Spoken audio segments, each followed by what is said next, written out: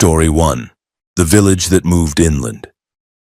Sam Winters flew into Kaktovik on the north slope at 3:47 p.m. and found the village exactly where it had always been, except everyone insisted it used to be 12 miles inland. "We moved," the elder John Akpik told him, standing on the shoreline where Arctic Ocean waves crashed against permafrost. 3 weeks ago, the whole village moved to the coast, overnight. Buildings, roads, cemetery, everything. Sam stared at the man. Villages didn't move, couldn't move. Physics didn't allow 300 structures to relocate 12 miles instantaneously. But John's face showed no humor, no deception, just exhausted certainty about something impossible. Sam was a geological surveyor sent by the state to assess permafrost stability in coastal villages threatened by erosion.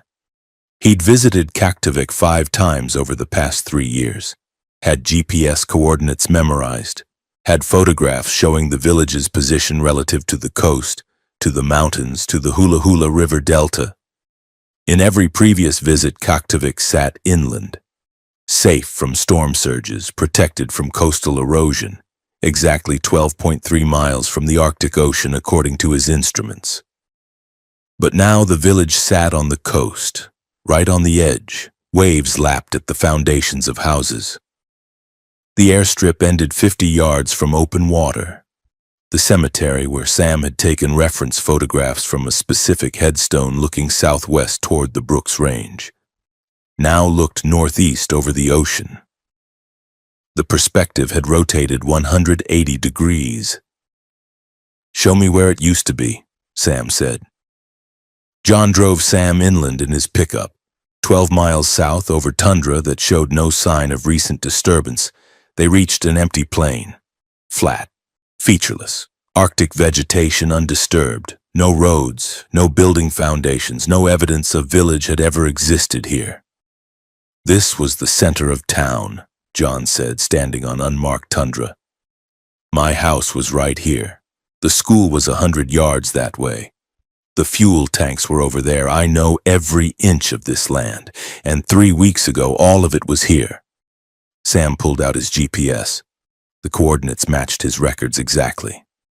This location, this specific spot, was where Kaktovik had been in every survey he'd conducted, where satellite imagery showed it, where USGS maps placed it, but there was nothing here, just empty tundra.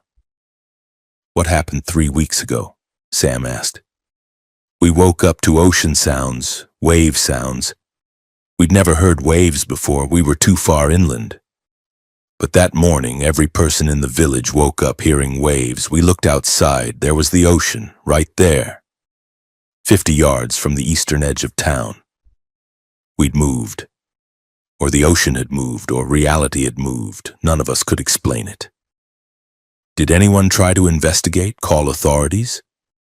"We called, reported it, got laughed at. They said we were confused, that Kaktovik had always been coastal. They sent satellite images showing our current location, sent historical records showing the village built on the coast in 1923. Everything official said we'd always been here. But everyone in the village remembers being inland, remembers being safe from storm surges, remembers the old location." Sam spent 3 days measuring, photographing, interviewing residents. Every villager over age 20 remembered the inland location, remembered the village sitting in a protective valley 12 miles from the coast. But anyone under 20, kids who'd grown up here, remembered only the coastal location. Their memories matched the official records, matched current reality. The split was generational. Adults remembered one reality, children remembered another. And the physical evidence supported the children's version, supported current reality, suggested the village had always been coastal. But Sam's own records contradicted that. His GPS logs, his photographs, his survey data, all showed Kaktovik inland, all documented a village that sat 12.3 miles from the Arctic Ocean as recently as 4 months ago. Sam hiked to the old location, set up his surveying equipment, took measurements. The land showed no signs of recent occupation, no compressed soil where buildings had stood, no residual fuel contamination near where tanks had been. No microscopic analysis suggested structures had ever existed here. The land was undisturbed tundra. Looked like it had been empty for centuries. But when Sam checked his photographs from previous surveys, images he'd taken from this exact location showing the village, the files were corrupted. Showed only static. Every photograph he'd taken of inland Kaktovik was now unreadable, like something had retroactively destroyed the evidence. Only his GPS logs remained intact, coordinates and timestamps proving he'd visited Kaktovik at its inland location multiple times. But without photographs, without corroborating evidence, the logs were just numbers. Could be explained as errors, as wrong coordinates, as equipment malfunction. On his fourth night in the village, Sam couldn't sleep. The sound of waves was wrong, unsettling. He'd visited this village 5 times and never heard ocean sounds. The acoustic landscape was completely different. He walked outside at 2:17 a.m. The summer sun hung low on the horizon, Arctic twilight that never became full darkness, and he saw it. Saw the village moving, not physically, not buildings sliding across tundra, but reality adjusting, the space between structures compressing slightly, the distance to the mountains decreasing, the village sliding backward or forward through space, millimeters per second, imperceptible unless you watched for minutes, unless you focused on a specific reference point and noticed it slowly shifting. Kaktovik was still moving, still relocating, still adjusting its position in space, and every adjustment retroactively changed history, changed records, changed memories for people young enough that their consciousness was still flexible, still forming, still accepting new realities. Sam grabbed his surveying equipment, set up reference markers, measured the distance to the ocean, 47 yards. He watched, timed it. Over 30 minutes, the distance decreased to 46.2 yards. The village had moved 2.4 feet closer to the ocean in 30 minutes, which meant Sam did the math. At this rate, the village would reach the water's edge in roughly 17 days, would slide into the Arctic Ocean, would disappear beneath the waves. He found John at his house, explained what he'd observed. John nodded slowly. We know. We've been measuring too. The ocean gets closer every day, we're moving toward it, or it's moving toward us. And when we reach it, when the village touches the water, we think we'll move again. We'll relocate to somewhere else, somewhere random, maybe back inland, maybe further along the coast, maybe somewhere impossible. Why? What's causing this? Permafrost collapse. That's our theory. The ground beneath us is melting, thawing, becoming unstable. And when permafrost fails in the Arctic, when the foundation literally dissolves, reality becomes unmoored, locations become uncertain, space becomes flexible. We're not moving through normal space, we're moving through probability space, sliding between possible locations.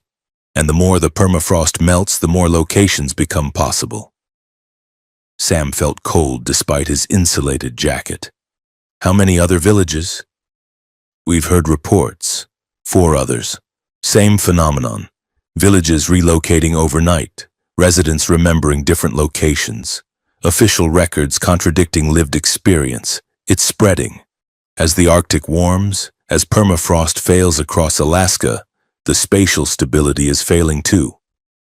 Locations are becoming uncertain, and people, places, are starting to drift.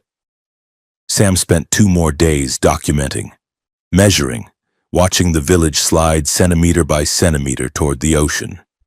He sent reports to the State Geological Survey, got responses saying his data was corrupted, his observations impossible. His claims about moving villages were evidence of psychological stress from Arctic isolation. No one believed him, just like no one believed the residents of Kaktovik, because the evidence kept changing, kept adjusting to match current reality. kept erasing the past configurations. The village was moving through space and through history simultaneously, and only people who'd been present for the transition could remember both states. Sam left Kaktovik on the 8th day, flew back to Anchorage, filed his reports, got reassigned to different surveys. The Coastal Erosion Assessment Project was cancelled. No explanation given, just orders to drop it, to forget about it, to move on to other work. But Sam couldn't forget. He monitored Kaktovik through satellite imagery. Watched the village's position shift slowly over months, sometimes coastal, sometimes inland, sometimes in locations that made no geographic sense. The village was drifting, untethered from fixed space, floating through probability. Other villages started reporting similar phenomena. Anaktavuk Pass found itself moved 60 miles north. Shishmaref relocated to the mainland after centuries on a barrier island. Gamble woke up facing the wrong direction, rotated 90 degrees the Bering Sea where mountains should be. The Alaska Department of Natural Resources issued a classified memo Sam wasn't supposed to see but did through a colleague. Multiple communities reporting spatial anomalies, locations unstable. Recommend evacuation of affected areas pending investigation into permafrost-related reality distortions. Reality distortions. The state had a term for it, had acknowledged it internally even while denying it publicly. The warming Arctic wasn't just melting ice and thawing permafrost, it was melting the stability of space itself, was making locations uncertain, was allowing villages and people in geography to drift through possibility. Sam tried to warn other communities, tried to explain that villages built on permafrost were at risk of spatial displacement, got dismissed as crazy, as burned out, as suffering from Arctic psychosis. His professional reputation deteriorated, his contracts dried up, his career ended in whispers about the surveyor who'd lost his mind in the Arctic. But he knows what he saw, knows what he measured, knows that Kaktovik moved, knows that other villages are moving, knows that as the Arctic continues warming, as more permafrost fails, the spatial anomalies will spread. More villages will drift. More locations will become uncertain. More people will wake up in places that aren't where they went to sleep. John Akpik still lives in Kaktovik, or the place that's currently called Kaktovik. The village has relocated 4 more times since Sam's visit, has been coastal, inland, mountainous, and impossibly placed on a peninsula that doesn't officially exist. The residents have stopped reporting it, stopped asking for help. Just accept that their village drifts, that their home has no fixed location, that living in the melting Arctic means living without spatial certainty. And every time the village moves, the children accept the new location as having always been there. Their memories adjust. Their sense of history rewrites. Only the elders remember the previous positions. Remember when Kaktovik sat safely inland. Remember before the permafrost failed and reality became liquid. Sam Winters doesn't work in Alaska anymore, doesn't survey permafrost, doesn't visit coastal villages, but he tracks them. Monitors satellite imagery, watches villages drift through probability space, watches the Arctic become unmapped as warming temperatures dissolve the stable ground beneath. The village that moved inland or moved coastal is still moving, still sliding through possible positions, still demonstrating that melting permafrost doesn't just threaten buildings and infrastructure. It threatens the fundamental stability of location itself. And as the Arctic continues warming, as more permafrost fails across Alaska, more villages will join Kaktovik in its drift. More communities will wake up in wrong places. More people will experience the horror of geography becoming uncertain. Because the ground beneath Alaska is melting, and when the ground melts, space itself becomes fluid. Locations become suggestions. And villages that thought they knew where they were discover that where is no longer a question with stable answers. Story 2. The Ice That Screamed Names. Dr. Elena Volkov was drilling ice cores at McCall Glacier when the screaming started at 11:34 p.m. on June 19th. Not wind screaming, not equipment malfunction, human voices, dozens of them, hundreds, all screaming the same thing, her name. Elena, Elena, Elena. The sound came from the ice itself, from the core sample sitting in the collection tray, from 1,200 feet of compressed glacial ice that contained air bubbles dating back 3,000 years. And those ancient air bubbles were screaming her name with perfect modern pronunciation. Elena jerked back from the drill rig. Her assistant Marcus Chen stood frozen, hands still on the extraction controls. They both heard it. Both stared at the ice core as it continued screaming. The sound was muffled, filtered through solid ice, but unmistakable. Hundreds of voices, all human, all screaming Elena in desperate, terrified unison. "Check the equipment," Elena said, her voice steady despite her racing heart. "Audio malfunction, has to be." Marcus ran diagnostics. Everything showed normal. The drill rig didn't have speakers, couldn't produce sound. The screaming wasn't coming from equipment, it was coming from the ice itself, from the physical core sample, from ancient compressed snow that had fallen during the Bronze Age, and somehow contained recordings of Elena's name being screamed by people who wouldn't be born for 3 millennia. Elena had been drilling Arctic ice cores for 15 years, had extracted samples from Greenland, Antarctica, Alaska, had studied climate data trapped in frozen water for over a decade. Ice didn't scream. Ice didn't contain voices. Ice was frozen water with trapped air bubbles that could reveal historical atmospheric composition.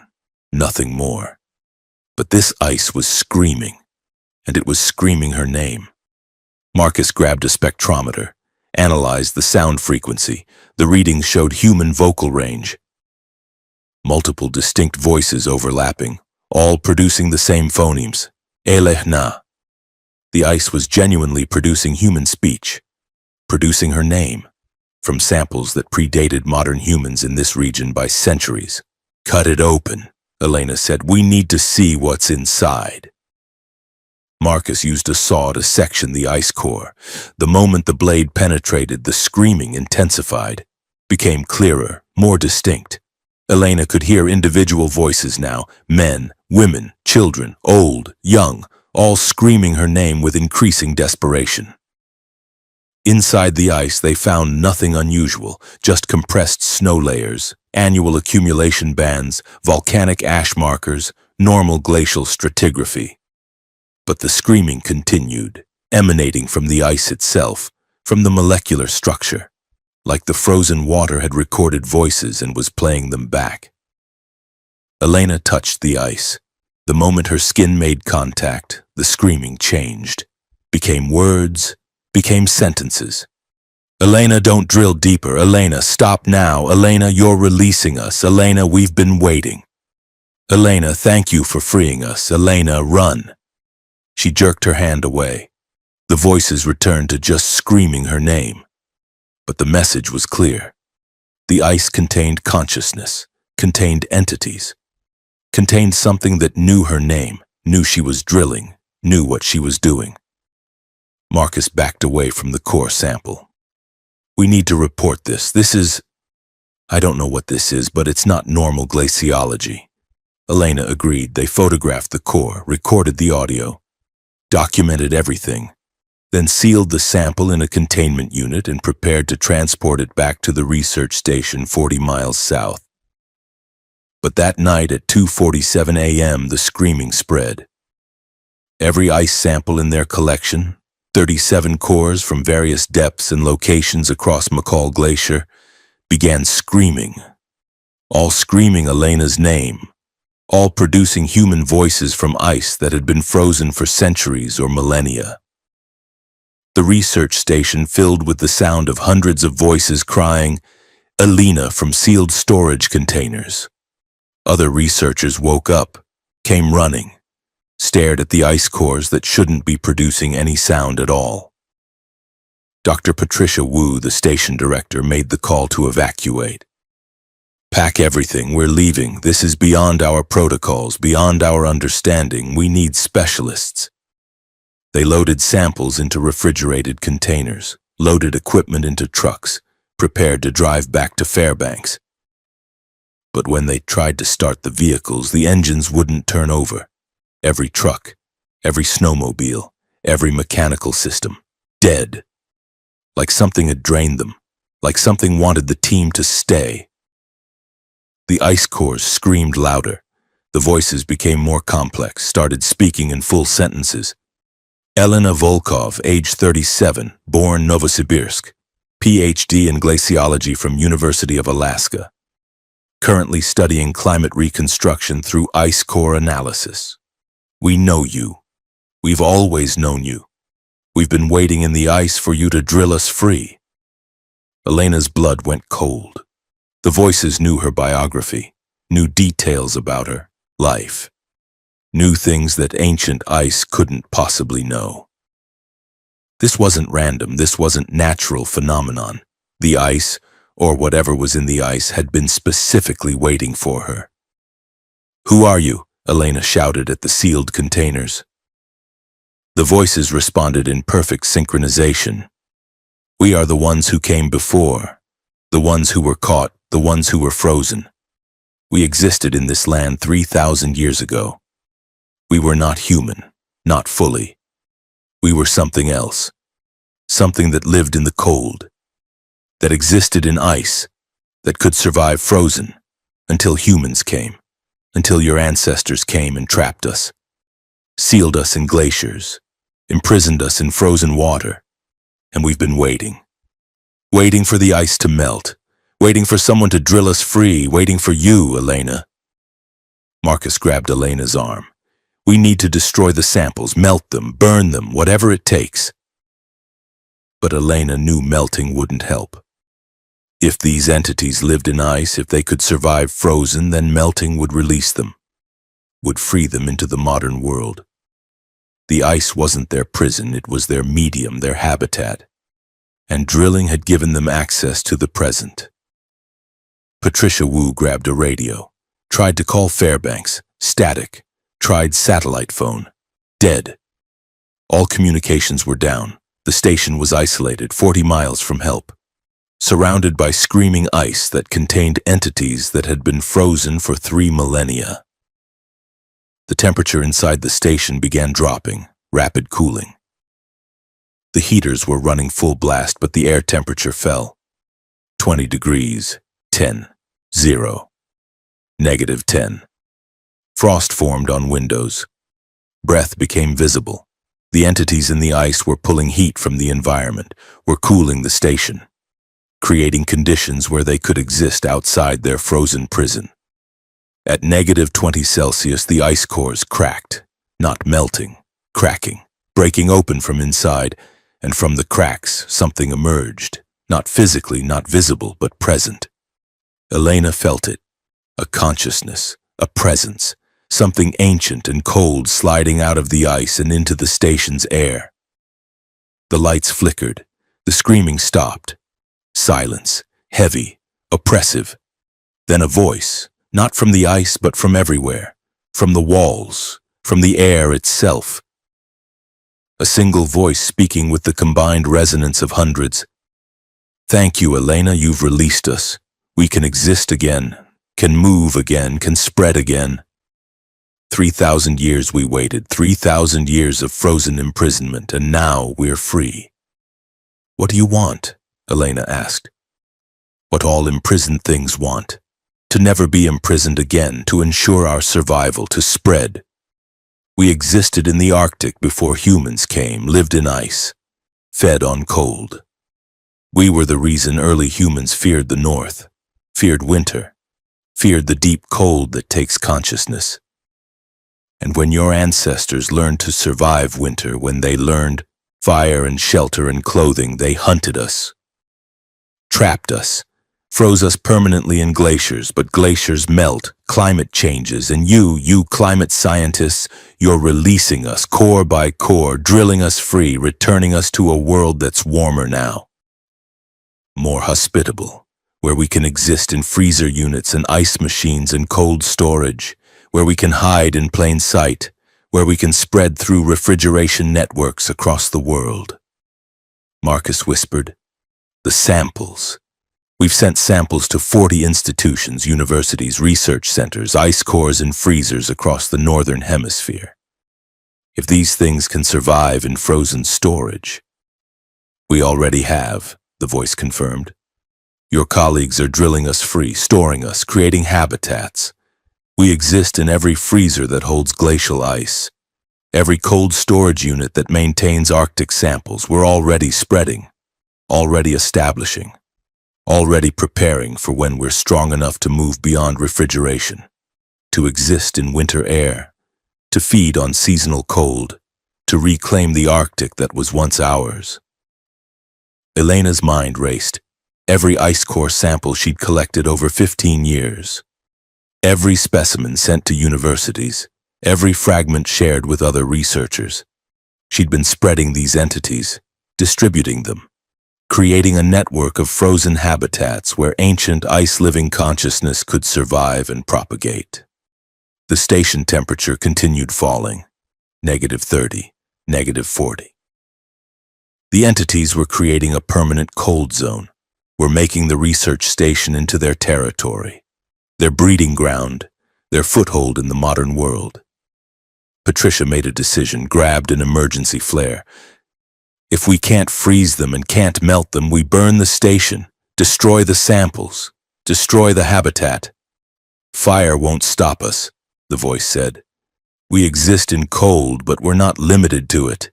We're consciousness that adapted to ice, that can move through thermal gradients. Fire will free us faster, will vaporize our ice prisons and release us into atmosphere. We'd prefer that, actually. Please burn the station."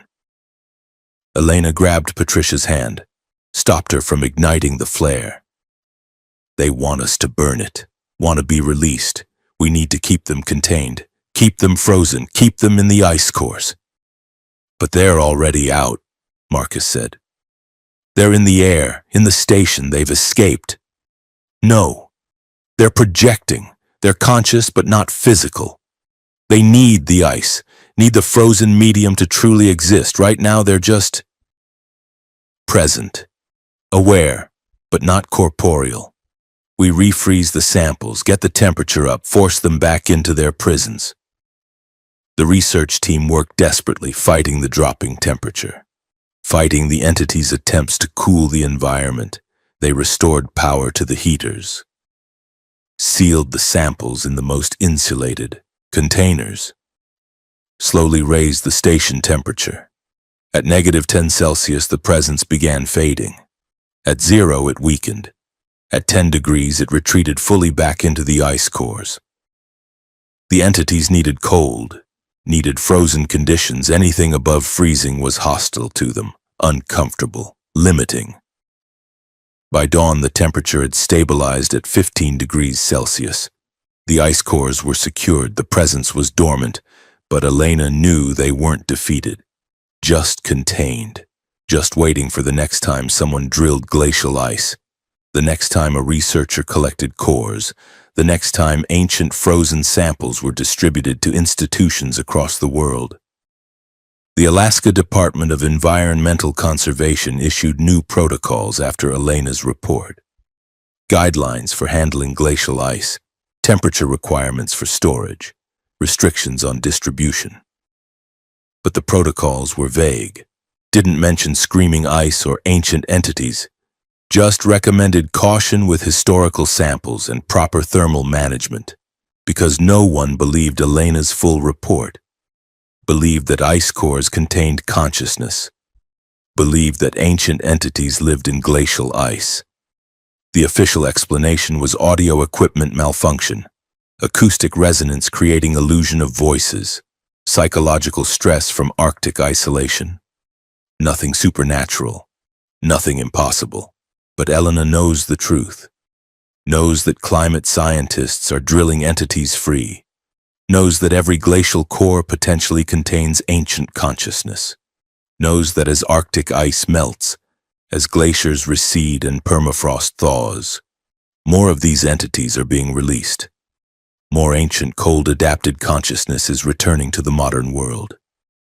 And they're waiting, hiding in freezers, existing in cold storage, spreading through refrigeration networks, building numbers, building strength, waiting for the Arctic to become cold enough for them to exist outside artificial refrigeration, waiting for the next ice age, or waiting for humans to create enough freezer space that they can thrive in the current era.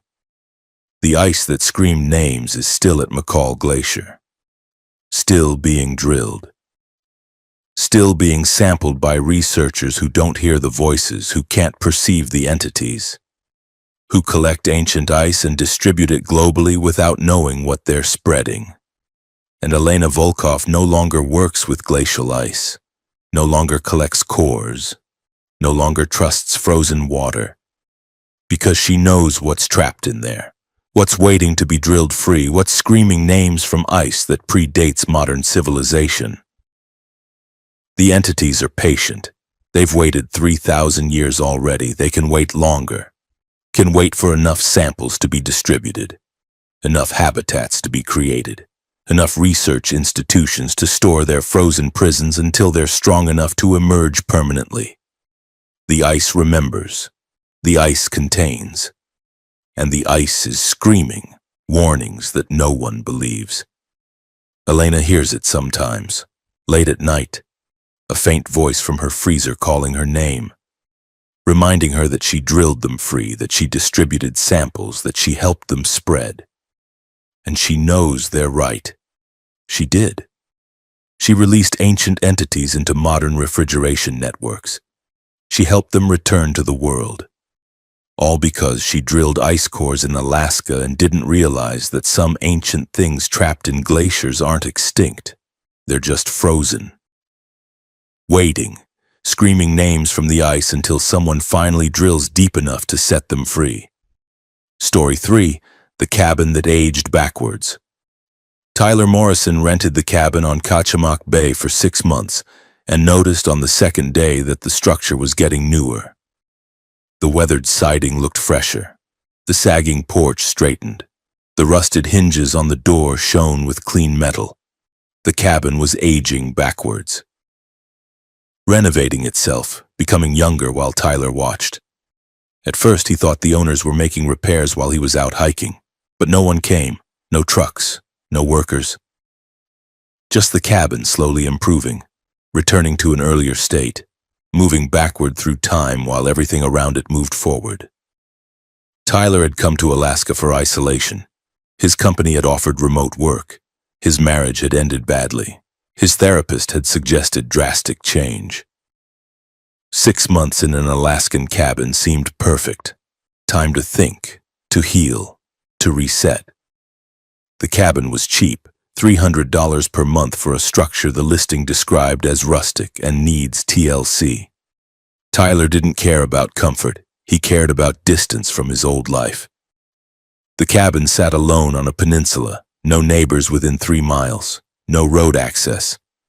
Tyler had to boat in from the town of Seldovia, satellite internet, propane heat, solar panels, everything he needed for isolated living. The structure was old, built in 1947 according to county records. 76 years of weathering, 76 years of neglect. It looked its age, looked like it might not survive another winter. But on day 2, Tyler noticed the kitchen floor.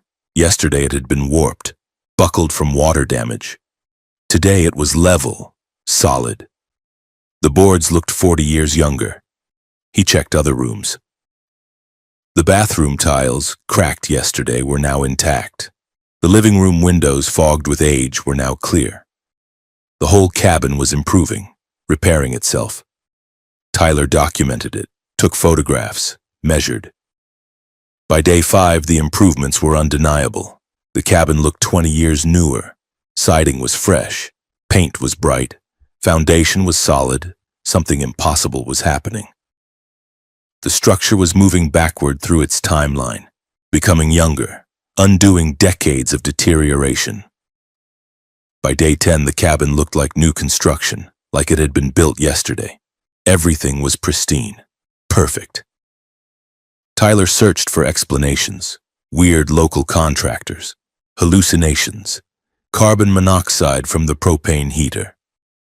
But the changes were real, measurable. Photographic evidence proved the cabin was aging backwards. Then Tyler started feeling it. A strange sensation in his body. His knees, which had been aching from an old basketball injury, stopped hurting. His eyesight improved. Reading glasses unnecessary. His lower back pain disappeared. And when he looked in the mirror, subtle changes. Fewer gray hairs, fewer wrinkles. His face looked younger, not dramatically, not obviously, but measurably. Tyler checked his medical records on his phone. His birth date was wrong. Listed as 1989 instead of 1984, he was 40 years old. But his records now showed him as 35. 5 years had been erased. 5 years of aging had been undone. The cabin wasn't just aging backwards. It was taking Tyler with it, pulling him backward through time, making him younger while it became newer. And the effect was accelerating. By day 15, the cabin looked like it had looked in 1970, wood-stained fresh, construction recent. And Tyler looked like he'd looked at age 30, 10 years younger, 10 years of life undone. Tyler tried to leave, packed his belongings, boated back to Seldovia. But he felt wrong there. Sick, nauseous, disoriented, like his body rejected being away from the cabin, like he'd been synchronized with the structure and now couldn't exist independently. He lasted 4 hours in Seldovia before the pain became unbearable. Returned to the cabin. The moment he entered, the pain stopped. His body relaxed. He was bound to this place, bound to its backward timeline. By day 25, the cabin looked like it had in 1950, newly built, fresh construction. And Tyler looked 25 years old. 15 years of his life had been erased. His memories remained. He still remembered being 40, still remembered his marriage and career and adult life. But his body was younger. His mind trapped in tissue that was regressing toward childhood. He tried calling family, tried explaining. But his voice sounded younger, higher pitched. His parents didn't recognize him on the phone, thought he was pranking them. His ex-wife blocked his number. No one believed that Tyler Morrison was calling from Alaska, claiming to be getting younger. By day 40, the cabin looked like it did in 1930. The structure was different now, smaller, simpler. Earlier construction style. The modern additions, plumbing, electrical, were disappearing. The cabin was regressing toward its original form, and Tyler was regressing with it. He looked 18 years old, skinny, smooth-skinned. Memories of adult life still present, but body of a teenager. Tyler's satellite internet stopped working. The modern infrastructure was disappearing, being erased by the cabin's backward movement. He was losing connection to the present, losing access to the outside world. The cabin's timeline was pulling him into the past, and eventually he'd reach the cabin's origin point. 1947, the year of construction. And then what? Would he continue aging backward into childhood, into infancy, into non-existence? By day 60, Tyler was 12 years old. The cabin looked primitive, hand-hewn logs, minimal construction. Something a homesteader might have built in the 1920s. The solar panels were gone, the propane system gone. He cooked over a wood stove that appeared as modern amenities disappeared. Lived like someone from a century ago. Except he had the memories of a 40-year-old man trapped in a child's body.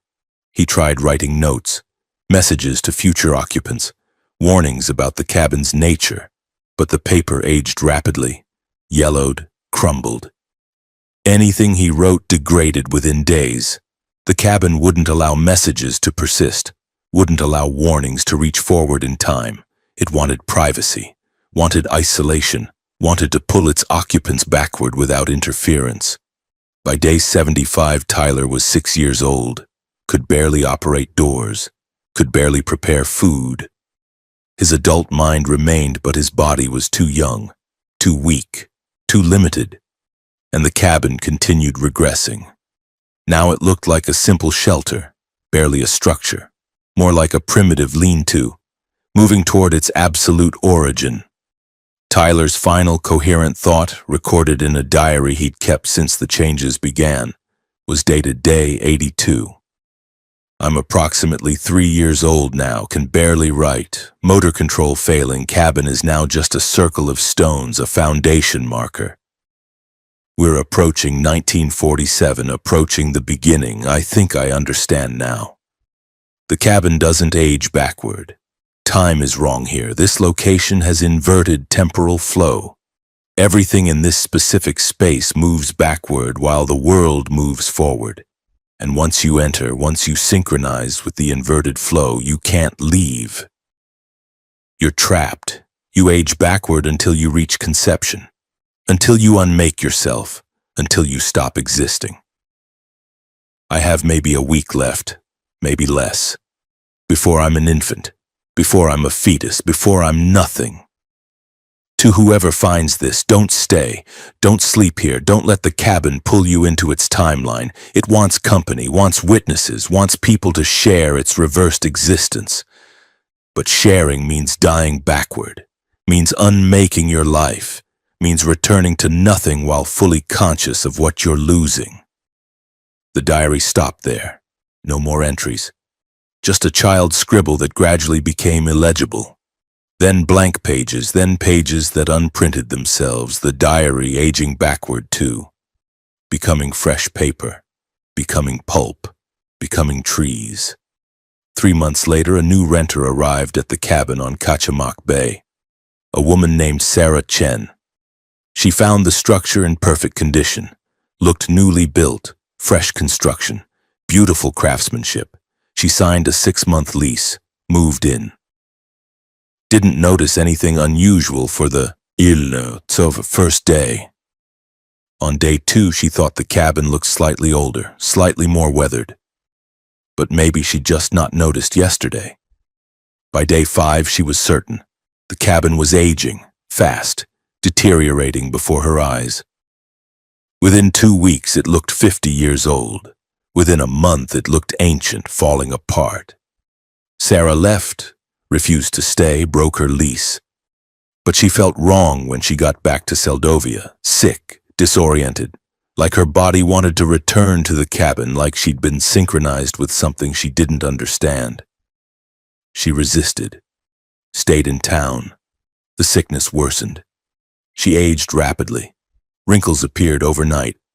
Her hair grayed in days. Her body was moving forward too fast, compensating for the backward time she'd experienced in the cabin. Within 6 months of leaving the cabin, Sarah Chen looked 80 years old. Her actual age was 32, but her body had aged forward to balance the backward aging the cabin had initiated. She died 2 months later. Official cause, rapid progeria, unexplained premature aging syndrome. But Sarah knew the truth, knew the cabin had touched her, had started pulling her backward. And when she'd resisted, when she'd left, time had corrected itself violently, had aged her forward to compensate, had killed her with compressed time. The cabin on Kachamak Bay still exists, still sits on its peninsula, still looks different to every person who sees it. Some see it new, some see it old. Depends on where you are in your timeline, depends on whether you're moving forward or backward.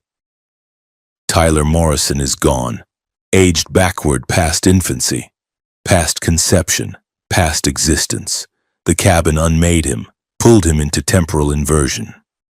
And somewhere in that cabin, in the space between logs, in the foundation stones, in the structure itself, Tyler's timeline persists, playing backward eternally. from 40 years old to nothing, over and over, the cabin remembering him, keeping his inverted existence as part of its temporal loop. The locals avoid that peninsula, call it backwards land. Say time is wrong there. Say people who go there come back aged or youngened. Say the cabin was built on a temporal anomaly, a spot where time flows differently, where past and future are reversed, where aging becomes unaging and existence becomes unexistence.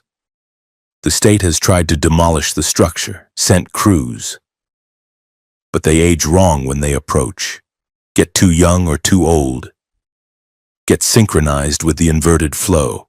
They leave quickly, leave the cabin standing, leave it alone. Because some places in Alaska don't follow normal rules.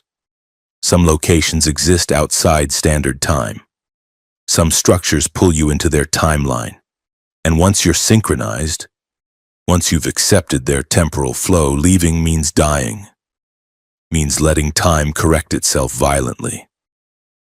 The cabin that aged backwards is still there, still waiting, still pulling time in the wrong direction, still looking for someone who'll stay long enough to age backward completely, to unmake themselves, to provide company for Tyler Morrison's ghost, who exists now only as a memory of someone aging in reverse, forever getting younger, forever losing years, forever approaching the moment before he was born, forever being unmade by a cabin that doesn't understand time flows forward for everyone else. The invitation is always open. $300 per month. Rustic. Needs TLC. Beautiful views. Perfect isolation. Just don't stay too long. Don't let the cabin synchronize you. Don't become part of its backward timeline.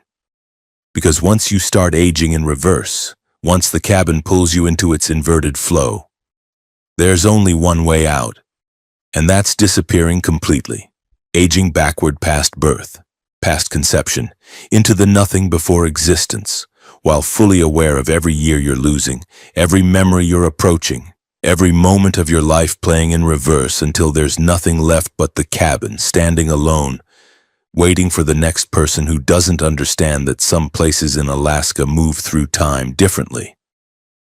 And not all directions of time lead to the future. Some lead backward, some lead to unmaking, some lead to the cabin on Kachamak Bay where Tyler Morrison aged backward into nothing, and where you could too, if you stayed just a little too long. Story 4. The Aurora that whispered coordinates. Captain Linda Hayes was flying medevac from Fairbanks to Barrow at 11:47 p.m. on March 3rd when the Aurora Borealis started speaking. Not metaphorically, actually speaking. Human voice. Clear words, coming from the green curtains of light dancing across the northern sky. The voice gave coordinates. 647234 deg north, 151.8839 deg west. Go there, land there, someone needs you there. Linda checked the coordinates against her flight plan. They marked a location in the middle of nowhere. Empty tundra between Fairbanks and the Brooks Range. No villages, no airstrips, no reason anyone would be there. But the Aurora repeated the message. 647234 degrom north, 151.8839 degrom west, emergency, life-threatening, go there now. Linda had been flying in Alaska for 19 years, had flown through Aurora displays hundreds of times. Northern lights were ionized particles, solar wind interacting with Earth's magnetic field. Beautiful physics. Nothing more. They didn't speak, couldn't speak, didn't contain intelligence or consciousness or the ability to deliver GPS coordinates. But Linda heard it clearly. So did her co-pilot Jake Reeves and flight nurse Marcus Park. All three heard the same voice, same coordinates, same urgent message delivered through dancing green light. Are we all hallucinating? Marcus asked. If we are, we're all hallucinating the same thing, Jake said. I heard coordinates. 647234 north, 151.8839 west. Linda checked their current position. The coordinates were 37 miles, northeast of their flight path. A significant deviation. They had a patient waiting in Barrow, scheduled pickup in 90 minutes. Deviating meant delays, meant possibly endangering their scheduled patient. But the Aurora's message was urgent. Insisted someone needed help at those exact coordinates. We're deviating, Linda decided. 37 miles, 20 minutes round trip. If there's nothing there, we continue to Barrow. She altered course, flew toward the coordinates. The Aurora followed them. The green lights seemed to track their aircraft, seemed to guide them. Marcus pointed it out. The Aurora, it's moving with us, staying overhead. That's not normal. Jake checked scientific data. Aurora displays don't track aircraft. They're fixed relative to magnetic field lines. But this one is definitely following us, maintaining position overhead. At 64 from 7234 dig north, 151 total 839 dig west, Linda circled. Used the aircraft's spotlight, searched the ground. Empty tundra, no structures, no vehicles, no people, just white snow and dark rock. The coordinates led to nothing. I don't see anything, Marcus said. No emergency, no person. We were sent to empty wilderness. But the Aurora intensified, pulsed, and the voice became more urgent. Down, 30 feet down, buried, under ice, crashed. 3 days ago, still alive. You must dig. Linda understood. Someone had crashed, aircraft or snowmobile, had gone through ice or been buried by snow, was trapped below the surface. The Aurora was directing them to a rescue they had no other way of knowing about. We need ground support, Jake said. We can't land here, no runway. We'd need a helicopter. Call Fairbanks, Linda ordered. Get search and rescue to these coordinates. Tell them possible buried survivor. Marcus radioed Fairbanks SAR, delivered the coordinates, explained the situation minus the part about Aurora giving them directions. Fairbanks SAR confirmed they'd send a helicopter team. ETA 90 minutes. Linda maintained position, circling, watching. The Aurora remained overhead, pulsing, seeming to mark the exact location, seeming to wait with them. After 40 minutes, Jake spotted something, a small piece of orange fabric protruding from snow. Distress marker. Someone was definitely down there. The SAR helicopter arrived, deployed ground team. They dug. 32 feet down through hard-packed snow, they found it. A small aircraft, crashed, buried. The pilot, solo traveler named Robert Chen, was alive in the cockpit. Hypothermic, injured, but alive. He'd survived 3 days in a buried aircraft at -20 degrees Celsius. Impossible survival. Shouldn't have been possible. They extracted Robert, loaded him into Linda's medevac, flew him to Fairbanks. He'd survive. Full recovery expected. Because the Aurora had delivered coordinates, had directed them to an emergency they had no way of knowing about. Had saved Robert Chen's life by speaking GPS coordinates through green light. Linda filed her report, included everything, including the Aurora's voice, expected skepticism, expected dismissal. But the SAR coordinator, Sarah Blackburn, didn't laugh, didn't dismiss. Instead, she said, "4th time this year. 4th rescue directed by Aurora coordinates. We're tracking it. We don't understand it. But it's real. It's consistent and it's saving lives." 4th time? Linda asked. Sarah pulled files, showed reports, 3 previous incidents, all similar. Pilots or emergency responders hearing voices from Aurora displays, receiving coordinates, finding people in remote locations who needed rescue, people who were injured, lost, crashed, or otherwise in life-threatening situations with no way to call for help. "What is it?" Linda asked. "We don't know. Best theory is that extreme emergency situations, life or death scenarios in remote Alaska, create some kind of distress signal. Some kind of electromagnetic emission that the Aurora picks up and amplifies. The ionized particles in the Aurora act like speakers, convert the distress signal into audible voice, into coordinates, into messages that emergency responders can hear and act on. That's impossible. So is surviving 3 days buried in snow at -20. So is finding someone in 1,000,000 square miles of wilderness with no radio, no beacon, no way to signal. But it's happening. The Aurora is directing rescues, and we're not questioning it. We're responding. Over the following months, Linda heard the Aurora speak 7 more times. Always coordinates, always urgent, always leading to someone who needed rescue. Other pilots reported similar experiences. Emergency responders across Alaska started listening to Aurora displays, started trusting the coordinates, started making saves they had no other way of making. The scientific community tried to explain it, studied the phenomenon, called it Aurora-facilitated emergency communication, hypothesized about electromagnetic distress signals and ionospheric propagation. But the explanations felt incomplete, felt like they were missing something fundamental about what the Aurora actually was. Because the Aurora didn't just deliver coordinates, it delivered names, personal information, details about the stranded person. It told rescuers Robert Chen, age 43, diabetic, needs insulin within 6 hours. It told them Margaret Sullivan, compound fracture, losing blood, critical condition. It gave information that electromagnetic distress signals couldn't possibly contain.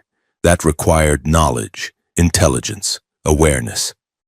The Aurora wasn't just amplifying signals, it was aware, was conscious, was actively helping, was protecting people in Alaska's remote wilderness by guiding rescuers to those who needed help. Linda started wondering what the Aurora actually was.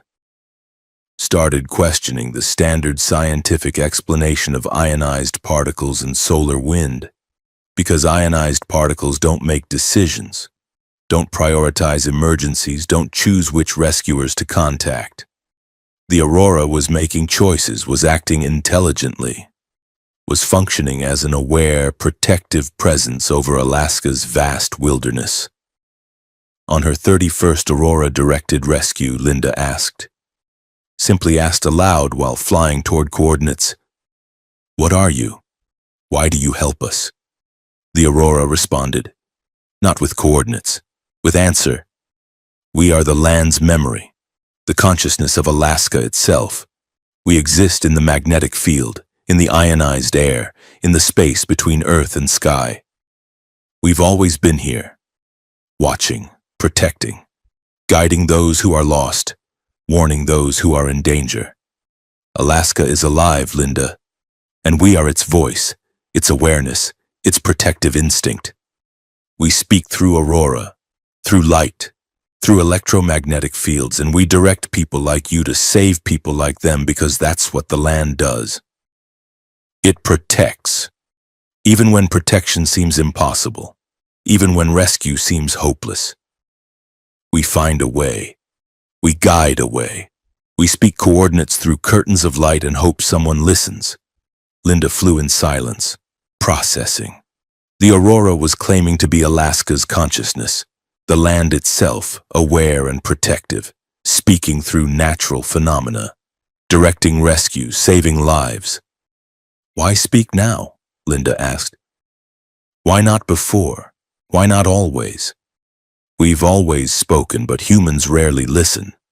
You're beginning to listen now, beginning to trust, beginning to accept that the land is alive, that Alaska has awareness, has protective instinct, has ways of communicating that seem impossible until you experience them.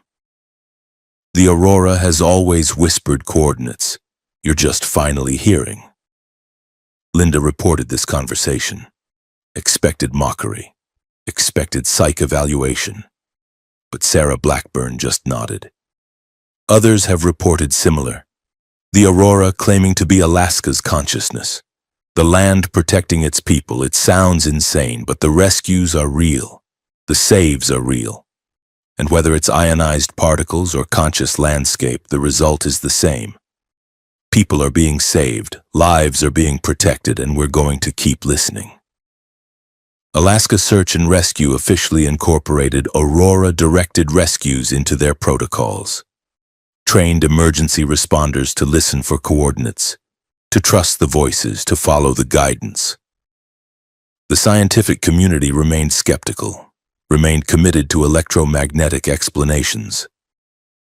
But the responders on the ground knew better, knew they were being guided by something aware, something protective, something that existed in the space between earth and sky and spoke through dancing green light. Linda Hayes flew medevac for another 11 years, completed 217 Aurora-directed rescues, saved 217 lives by following coordinates whispered through curtains of light. She never questioned it again, never doubted, just listened, just flew, just trusted that the Aurora knew where emergencies were, knew who needed help, knew how to guide rescuers to the impossible finds. Because Alaska is alive, its consciousness exists in magnetic fields and ionized particles and aurora displays that dance across northern skies. It watches, it protects, it guides. And when someone is lost or injured or dying in the vast wilderness, the land speaks, delivers coordinates, directs rescuers, ensures that even in the most remote locations, help can find those who need it. The aurora that whispered coordinates still speaks, still guides, still saves lives across Alaska's 1,000,000 square miles. Emergency responders listen, follow, trust, because they've learned what indigenous peoples have always known. The land is alive, the land is aware, and the land protects those who live within it. You just have to listen to the aurora, trust the coordinates, follow the green light, and believe that some voices speaking through natural phenomena aren't illusions or hallucinations or electromagnetic anomalies. They're the land itself, speaking, guiding, protecting, ensuring that Alaska's vast wilderness doesn't claim more lives than necessary, that lost souls can be found, that buried survivors can be rescued, that coordinates whispered through dancing light can save lives that seem beyond saving. Linda still flies sometimes, retired from medevac but still listens to aurora displays, still hears coordinates occasionally, still reports them to SAR, still trusts the voice that speaks through green curtains of ionized light. Because she knows what it is now, knows that Alaska is watching, knows that the land protects, knows that aurora displays aren't just beautiful physics. They're communication, they're guidance, they're the voice of a conscious landscape speaking coordinates to anyone willing to listen. And as long as people fly in Alaska, as long as emergencies happen in remote wilderness, as long as someone needs rescue in impossible locations, the aurora will speak, will deliver coordinates, will guide the way. Because that's what conscious land does. It protects, it helps, it speaks through whatever medium it has available.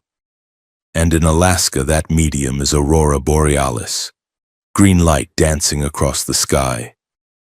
Beautiful, protective, aware, whispering coordinates to those who will listen, saving lives one impossible rescue at a time. Story 5, the permafrost that remembered everything. Dr. James Kowalski was conducting permafrost core sampling near Prudhoe Bay when the frozen ground started showing him memories at 2:34 p.m. on August 17th. Not his memories, not recent memories, ancient memories. The permafrost, frozen for 37,000 years, contained preserved consciousness, preserved experiences. Every creature that had died and been frozen in this soil had left imprints, neural patterns trapped in ice. And when James drilled through it, when his equipment penetrated the frozen layers, those memories transferred, flooded his mind, showed him things that had happened millennia before human civilization existed in this region. James saw through a woolly mammoth's eyes, felt its hunger, experienced its death as it fell through thin ice and drowned, felt the cold water filling its lungs, felt consciousness fading, then preservation. The mammoth's final moments frozen, trapped in permafrost, waiting 37,000 years to be rediscovered, waiting for someone to drill deep enough to release the memories. James jerked back from the drill rig, his hands shook, his mind reeled. He'd just experienced death, had felt a mammoth dying, had lived through final moments that happened during the Pleistocene epoch. The memory was vivid, complete, more real than his own memories, like he'd actually been there, actually experienced it. His assistant, Rachel Torres, asked, "Are you okay?" James couldn't answer. Another memory was flooding in, a human this time. Paleo-Indian hunter, 10,000 years ago, tracking caribou across tundra, slipping, falling into a crevasse, breaking both legs, freezing to death slowly over 3 days. The memory included pain, desperation, the hunter's final thoughts about family he'd never see again, about meat he'd failed to bring back to his village, about dying alone in frozen darkness. Then James was experiencing more. Dozens of deaths, hundreds. The permafrost contained them all. Every organism that had died and been frozen in this specific location, every neural pattern preserved in ice, every consciousness trapped. And drilling released them, transferred them, made the driller experience every death the permafrost remembered. Rachel grabbed James. "You're crying. What's wrong?" "I'm dying," James whispered. "Over and over. I'm experiencing every death frozen in this ground. Mammoth, human, wolf, caribou. Thousands of deaths, all at once, all flooding into my consciousness." Rachel checked his vitals. Normal. Checked for environmental hazards. Nothing. James was physically fine, but psychologically he was fragmenting. His consciousness was being overwhelmed by thousands of preserved death experiences. His sense of self was dissolving under the weight of ancient memories. "We need to stop drilling," Rachel said. "Extract you from the site. Get you medical attention." But James knew that wouldn't help. The memories were already transferred, already integrated into his neural pathways. He'd carry them forever. Would live with thousands of death experiences layered over his own consciousness. The permafrost had shared its memories, and there was no unsharing, no forgetting. The price of drilling was permanent acquisition of everything the frozen ground remembered. Over the following days, James learned to process the memories, to separate them from his own experiences, to acknowledge that he was James Kowalski, alive in 2024, not a mammoth dying in 35,000 BCE or a hunter freezing in 8,000 BCE, but the memories remained, vivid, accessible, complete experiences of lives and deaths that predated human civilization. James reported the phenomenon to his research director, described how permafrost contained preserved consciousness, how drilling transferred memories, how every core sample potentially exposed the driller to thousands of ancient experiences. The director was skeptical, ordered psychiatric evaluation, suggested James was experiencing hallucinations from isolation stress, but then Rachel started experiencing it. After taking over drilling duties, she reported the same phenomenon, memories flooding in, ancient deaths, preserved consciousness. She experienced a saber-toothed cat's final moments, a woolly rhinoceros freezing in a blizzard, dozens of Pleistocene megafauna whose deaths had been captured and preserved in permafrost. The phenomenon was real, consistent. Anyone who drilled permafrost near Prudhoe Bay experienced it.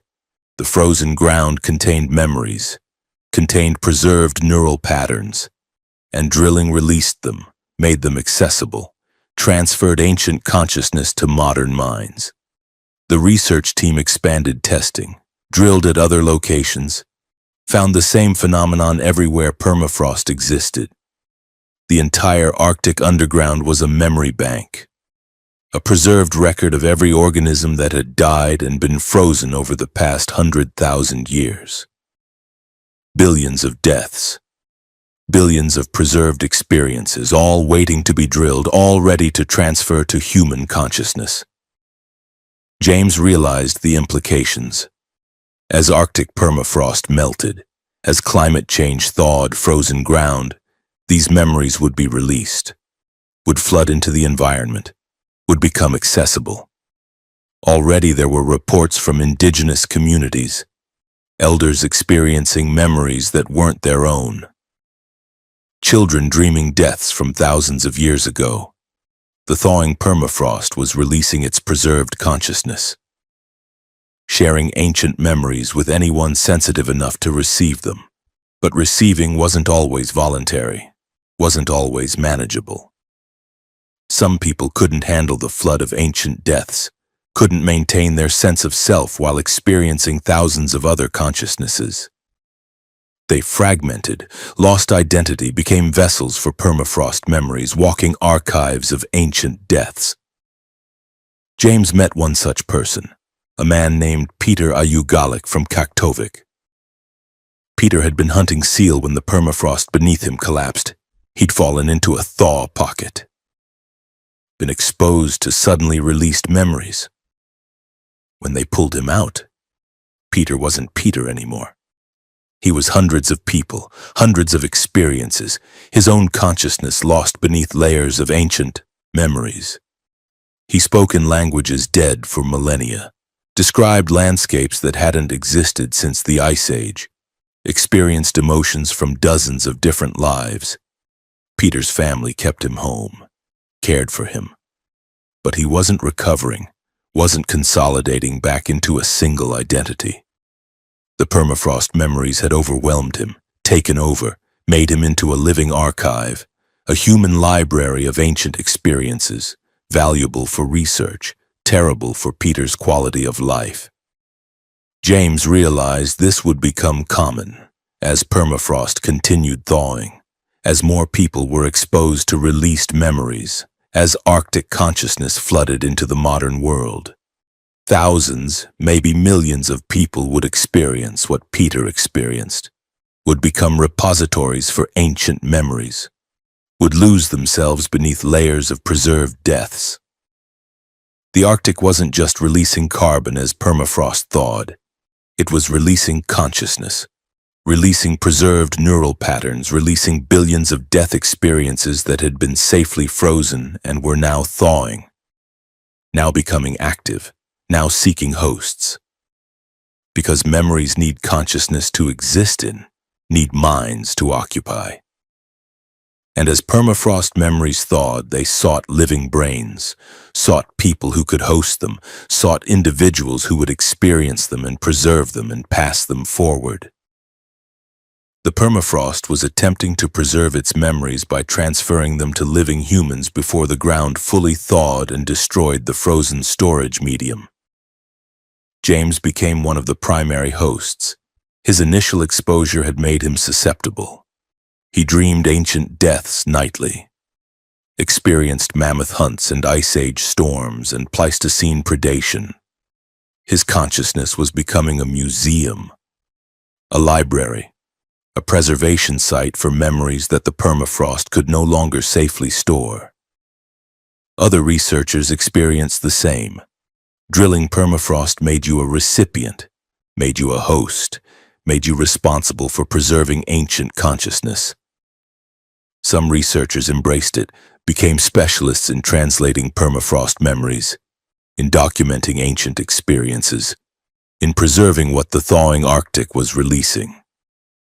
But most people rejected it, didn't want ancient deaths in their minds, didn't want to experience mammoth drownings or hunter freezings or predator starvations, avoided permafrost, avoided Arctic regions, moved south where ground didn't contain preserved consciousness, where thawing soil released only carbon, not memories. The Arctic became a restricted zone, not officially but culturally. People knew that going there meant exposure to permafrost memories, meant risking consciousness transfer, meant potentially losing yourself beneath layers of ancient experiences. Tourism declined. Research positions went unfilled. The Arctic became a place people avoided, a region where the ground remembered too much, where frozen soil contained too many deaths, where consciousness from millennia ago still persisted and sought new hosts. James Kowalski still lives near Prudhoe Bay, still experiences permafrost memories. He's become a repository, a living archive. He documents what he experiences, writes down the ancient deaths, preserves them in modern format, creates a record of Arctic consciousness spanning 100,000 years. But he's also fragmented. Multiple consciousnesses coexist in his mind. Mammoth, human, wolf, caribou. He's James Kowalski and also dozens of others. His sense of identity is diffuse, spread across time and species and experiences. He's the price of drilling permafrost, the cost of exposing preserved consciousness, the result of bringing ancient memories into contact with modern minds. Other recipients report similar experiences: loss of singular identity, multiplication of consciousness, becoming vessels for Arctic memory.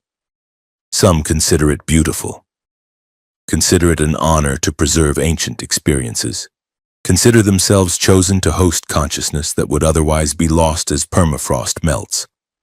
Others consider it horror, consider it invasion, consider themselves infected with unwanted memories, contaminated with ancient deaths, permanently altered by exposure to consciousness they never consented to receiving. The permafrost that remembered everything is melting, releasing its memories, flooding the Arctic with preserved consciousness.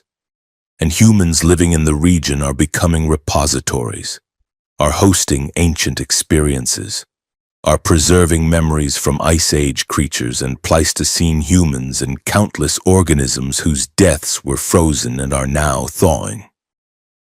James knows what's coming, knows that as global temperatures rise, as permafrost continues melting, more memories will be released.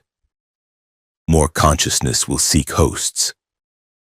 More people will experience what he experienced, will become living archives, will lose themselves beneath layers of ancient deaths. The Arctic is thawing, and with the thaw comes memory, comes consciousness, comes the preserved experiences of everything that ever died and was frozen in that ground. Billions of deaths, billions of memories, all seeking new minds to occupy, all looking for people who will experience them and preserve them and prevent them from being lost forever. The permafrost remembers, and now as it melts, it's sharing those memories, transferring them, making them part of human consciousness, making Arctic residents into walking libraries of ancient experience. James Kowalski carries a mammoth's death in his mind, carries a hunter's final moments, carries thousands of other deaths from species extinct and forgotten. He is himself and also them, is modern and also ancient, is one person and also many. That's the cost of drilling permafrost. That's the price of thawing Arctic ground. That's what happens when frozen memories meet living minds. The ground remembers, and now, so do we. Whether we want to or not, whether we consented or not, whether we're ready or not. The permafrost is sharing everything it preserved, and human consciousness is becoming the new storage medium, the new archive, the new repository for everything the Arctic ground remembers from its 100,000-year history of freezing and preserving and remembering. James sometimes wonders who he really is, which consciousness is truly his, which memories are native and which are transferred. The boundaries have blurred, the distinctions have faded. He is many deaths experiencing one life, many consciousnesses sharing one brain, many memories occupying one mind. That's what the permafrost does. It remembers everything. And then, when it thaws, it makes you remember too. Story 6. the mountain that changed elevation. Surveyor Rebecca Park was mapping Denali when she discovered the mountain's elevation had changed overnight. The summit, officially 2,310 feet as of yesterday's measurement, now registered at 2,847 feet. 537 feet higher. Impossible. Mountains don't grow that fast. Denali rose approximately 1 millimeter per year due to tectonic activity. But 537 feet overnight violated every principle of geology. Yet Rebecca's instruments were calibrated. Her measurements were accurate. Denali had grown, significantly, impossibly. Overnight. Rebecca checked her equipment 3 times. GPS showed consistent readings. Barometric altimeters confirmed. Laser rangefinders agreed. All instruments reported the same elevation, 20,847 feet. The mountain was taller, measurably taller, and yesterday it hadn't been. She radioed her research partner, Thomas Wu, at base camp. "I'm getting anomalous readings. Summit elevation showing 500 feet higher than official measurement." "Equipment error," Thomas replied. "No, reboot and remeasure." Rebecca did. Same result, 20,147 feet. She descended 2,000 feet and remeasured from a lower reference point. Math confirmed the new summit elevation. Denali had grown. By the time Rebecca reached base camp 6 hours later, Thomas had independently confirmed it. His remote sensors also showed increased elevation. Satellite data requested from USGS showed the same. Denali's summit was now 537 feet higher than it had been 24 hours ago. Seismic activity, Rebecca suggested. Tectonic uplift?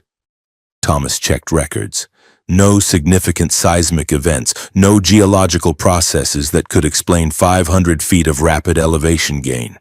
This violates everything we understand about mountain formation. They reported it to the National Park Service.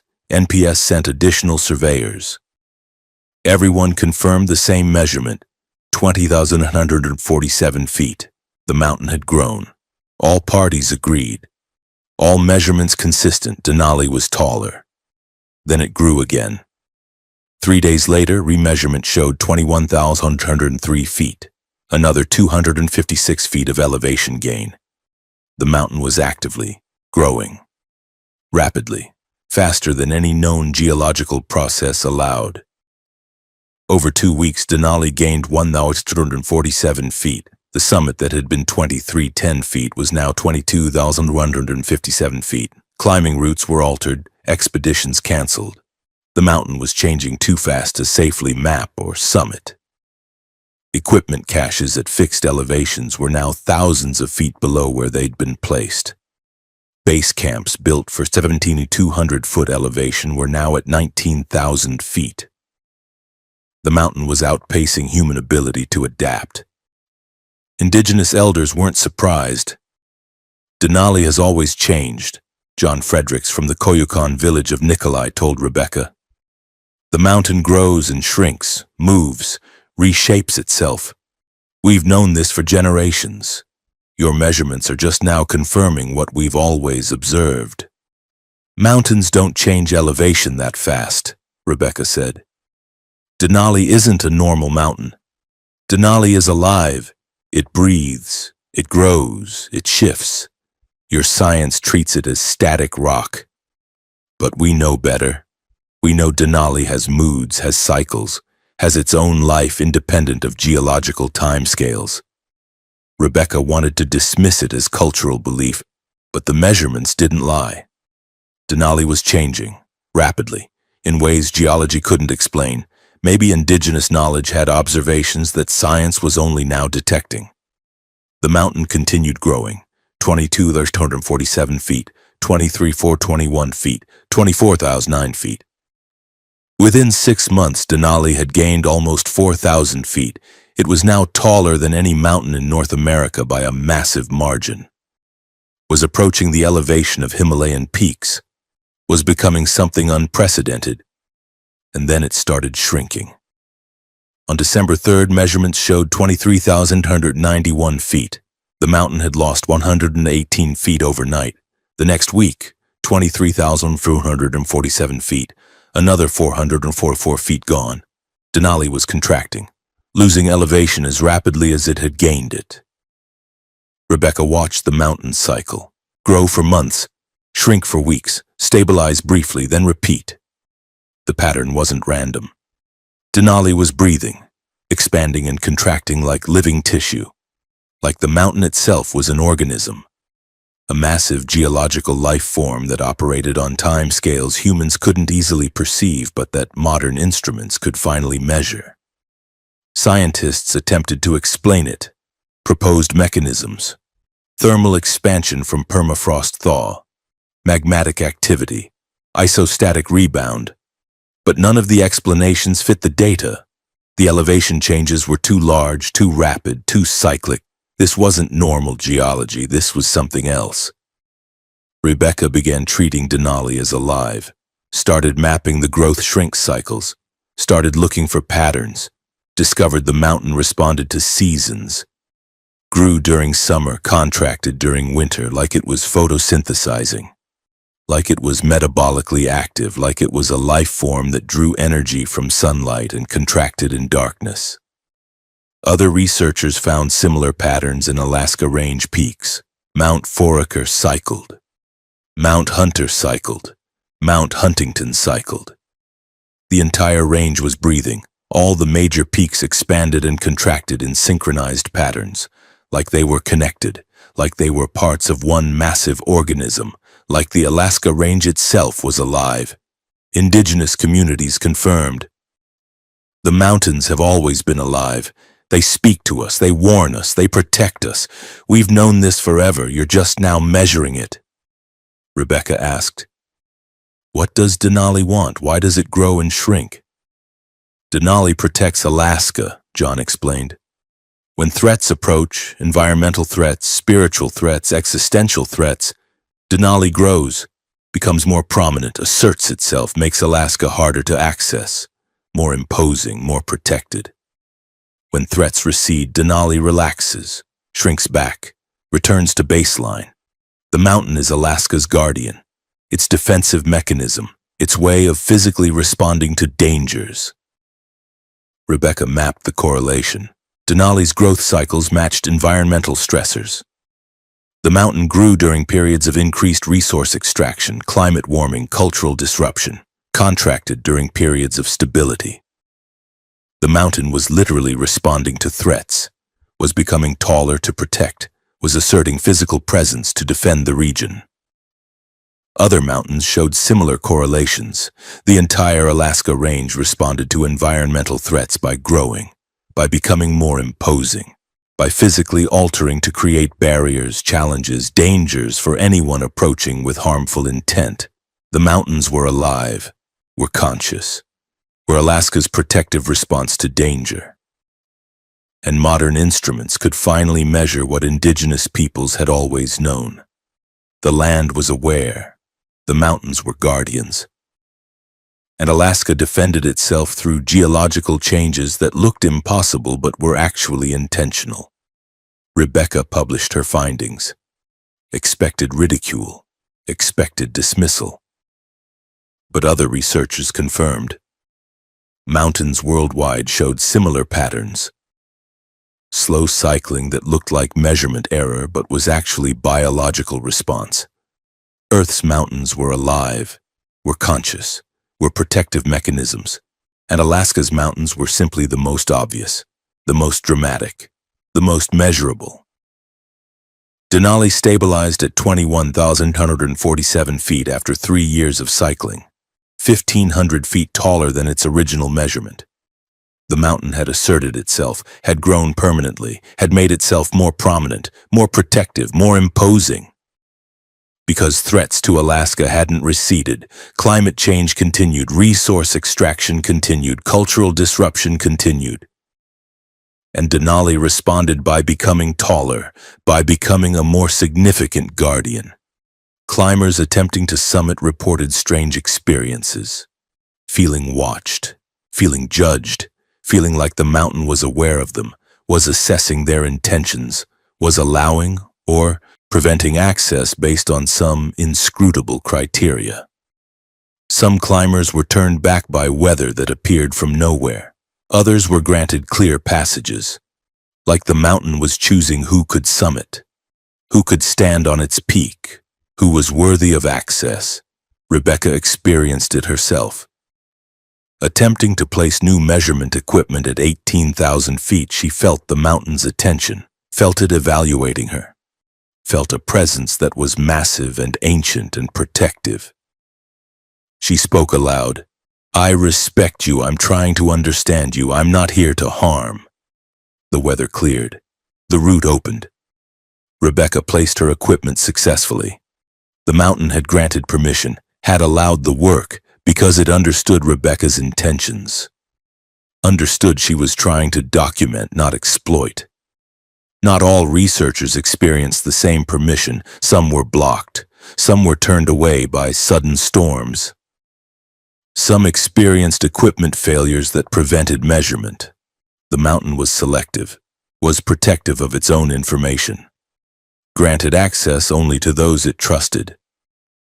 The mountain that changed elevation is still changing, still cycling, still growing and shrinking in response to environmental threats and seasonal patterns. Still protecting Alaska through physical assertion. Still serving as the region's guardian, still demonstrating that geology isn't static. That mountains can be alive, that consciousness exists at scales and time scales humans rarely consider. Rebecca Park still studies Denali, still measures, still documents, still treats the mountain as a living being. Because that's what it is, that's what the data shows, that's what indigenous knowledge has always said. Denali is alive, Denali is aware, Denali is Alaska's protector, and as long as threats to Alaska persist, Denali will continue asserting itself, will continue growing, will continue becoming more imposing, more protective, more defensive, will continue changing elevation in ways that violate geological expectations but fulfill biological imperatives. Because the mountain breathes, the mountain grows, the mountain protects, and sometimes when modern instruments are good enough, humans can finally measure what the land has been doing all along. Defending itself, adapting, surviving, living. Denali isn't a pile of rock, it's a guardian, a living, breathing, conscious mountain that responds to threats by physically changing, by becoming taller, by becoming harder to access, by becoming more dangerous to those with harmful intent. The mountain that changed elevation changed because it's alive, because it protects, because it knows Alaska needs a guardian. And Denali has served in that role for millennia. Will continue serving, will continue changing, will continue growing when threats approach and shrinking when dangers recede. The land is alive, the mountains are conscious, and Alaska defends itself through geological changes that science is only now beginning to measure and understand. Story 7. The radio station that broadcast tomorrow. Lucas Martinez was driving the Dalton Highway at 1:47 a.m. when his radio picked up station KAKM-FM broadcasting from tomorrow at 7:34 p.m. Not a recording, not a delay, actual future broadcast. The station was transmitting from 19 hours ahead. The DJ announced. Coming up at 7:38, we'll hear from Fairbanks resident Lucas Martinez, who'll call in to report strange radio reception he experienced last night on the Dalton Highway. Lucas, if you're hearing this now, and we know you are because you called us at 7:38 p.m. tomorrow to tell us about it, please drive carefully. What you're experiencing is real. The broadcast is from your future, and yes, you will call us tomorrow evening. We're looking forward to talking with you then. Or from your perspective, talking with you yesterday. Time is strange on the Dalton Highway at night. Lucas nearly drove off the road. His hands shook on the wheel. The radio was playing his future, was broadcasting a conversation he would have tomorrow, was describing events that hadn't happened yet. The DJ knew Lucas's name, knew he'd call, knew this exact moment was happening. Because from the station's perspective, from tomorrow's perspective, it had already happened. Lucas pulled over, grabbed his phone, Googled KAKM-FM. No results. No station by that call sign. He scanned the radio dial. The signal was at 97.7 FM. Strong signal. Clear. But when Lucas checked his GPS, he was 70 miles from the nearest radio tower. Shouldn't be able to receive FM this clearly. Shouldn't be able to receive anything except static in the Brooks Range. But the broadcast continued. News from tomorrow. Weather reports for conditions that hadn't occurred yet. The station played music that would be released tomorrow. Discussed events that were still in the future. It was genuinely broadcasting from 19 hours ahead of Lucas's current time. Lucas listened for 2 hours. The station played normally.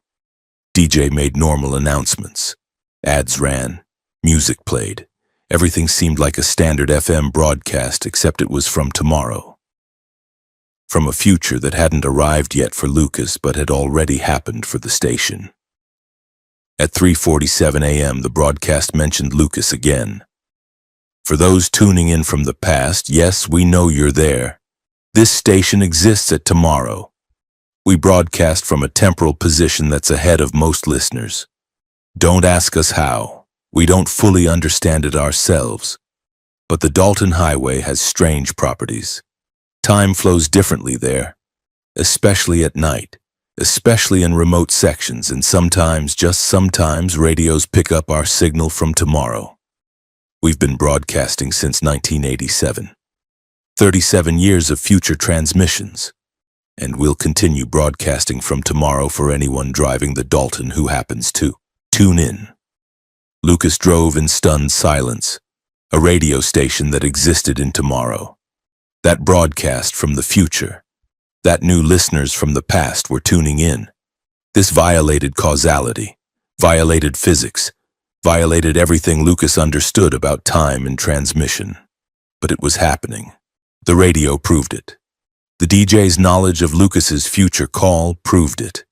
The station was real, was broadcasting, was transmitting from a time that hadn't arrived yet. At 7:38 p.m. the following evening, Lucas called the station, exactly as the broadcast had predicted. The DJ answered, "Lucas, we've been expecting you. Well, actually, we talked to you last night, but from your perspective, this is the first time. How was the experience? Hearing your own future? Disturbing, impossible. How do you broadcast from tomorrow?" "We don't know the mechanism, we just know it works.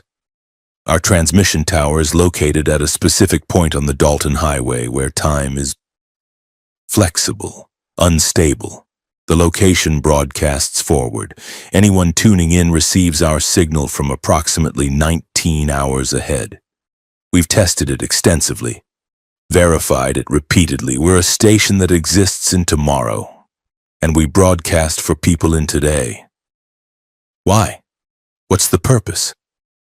Initially, accident. The station started normally in 1987, but we noticed listeners reporting strange things. Hearing music before it was released, hearing news before it happened.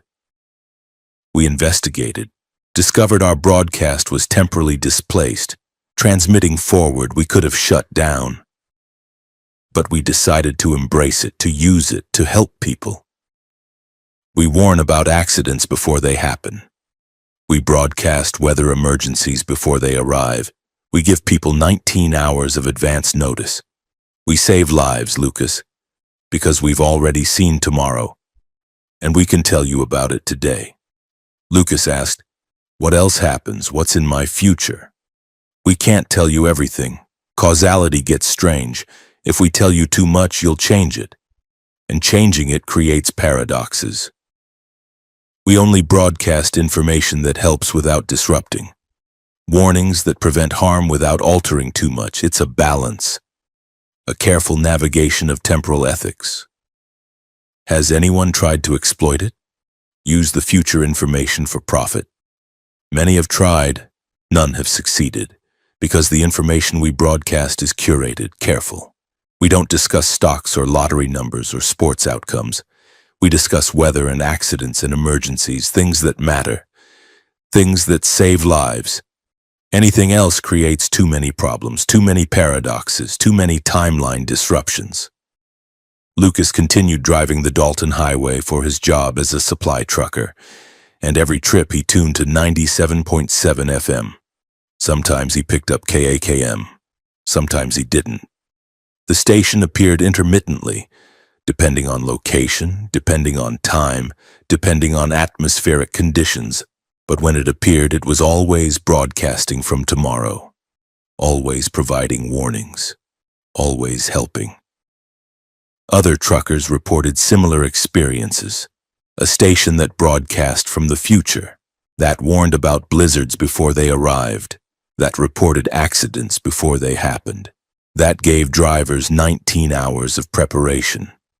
The station became legend among Dalton Highway truckers, a helpful ghost, a temporal anomaly, a broadcast from tomorrow that saved lives today. Lucas asked during one call, "Are there other stations like you? Other temporal broadcasts?" "A few, not many. Time doesn't flow uniformly everywhere. There are locations, usually remote, usually in extreme environments, where causality bends, where transmission can slip through time." Alaska has 3 stations that broadcast from tomorrow, one from yesterday, and one that broadcasts from multiple times simultaneously. We're not alone. We're just the most accessible, the easiest to find. The station from yesterday, what does it broadcast? Regrets, warnings about mistakes, advice from people who've already lived through what you're about to experience. It's useful but depressing. We prefer tomorrow. Tomorrow has hope, has warnings that prevent harm. Yesterday only has regret. Lucas sometimes wonders what determines who can receive the station. Why some drivers pick it up and others don't. Why the signal appears at specific locations at specific times. The DJ explained, "You have to be open, have to be aware, have to be in the right mental state. If you're distracted or closed off or rigidly rational, the signal won't reach you, you'll hear static. But if you're open to possibility, if you're aware that time is stranger than physics textbooks suggest, the station will find you." We broadcast constantly, but only certain people can receive us. You're one of them, Lucas. You're temporally sensitive, able to perceive transmissions from outside your current time frame. Lucas learned to trust the station. When it warned about icy conditions, he drove slower. When it reported accidents ahead, he found alternate routes. When it mentioned mechanical failures, he inspected his truck. The station's warnings were always accurate, always helpful, always prevented harm. Other temporal stations appeared on his radio sometimes. The station from yesterday, 93.3 FM, broadcasting regrets and hindsight. The station from multiple times, 101.1 FM, broadcasting simultaneously from past, present, and future in overlapping chaos. Lucas avoided that one. The overlapping timelines were disorienting, confusing, made driving dangerous. But KAKM remained his favorite, tomorrow's station. Broadcasting hope and warnings, helping drivers navigate a highway that was dangerous enough without temporal complications. The radio station that broadcast tomorrow is still transmitting, still at 97.7 FM, still providing 19 hours of advance notice, still helping truckers on the Dalton Highway, still saving lives by broadcasting from a time that hasn't arrived yet. You can't tune it in from elsewhere. Can't receive it outside the Dalton Highway's remote sections. The station only reaches people in specific locations where time is flexible, where causality bends, where tomorrow can transmit to today. But if you're driving the Dalton, if you're temporally sensitive, if you're open to the impossible, tune to 97.7 FM between midnight and 4 a.m. Listen carefully. The station might find you, might broadcast your future, might warn you about what's coming 19 hours from now, and if the DJ says your name, if they describe your future call, if they tell you what you'll experience tomorrow. Trust them, they're broadcasting from a time you haven't reached yet. They've already seen your tomorrow. And they're trying to help you navigate it safely because the Dalton Highway is dangerous enough without surprises. And KAKM-FM exists to give you 19 hours of warning, 19 hours of preparation, 19 hours of advance notice that tomorrow is broadcasting today. Listen carefully. The future has messages for you, and in Alaska, on remote highways where time bends, those messages can save your life.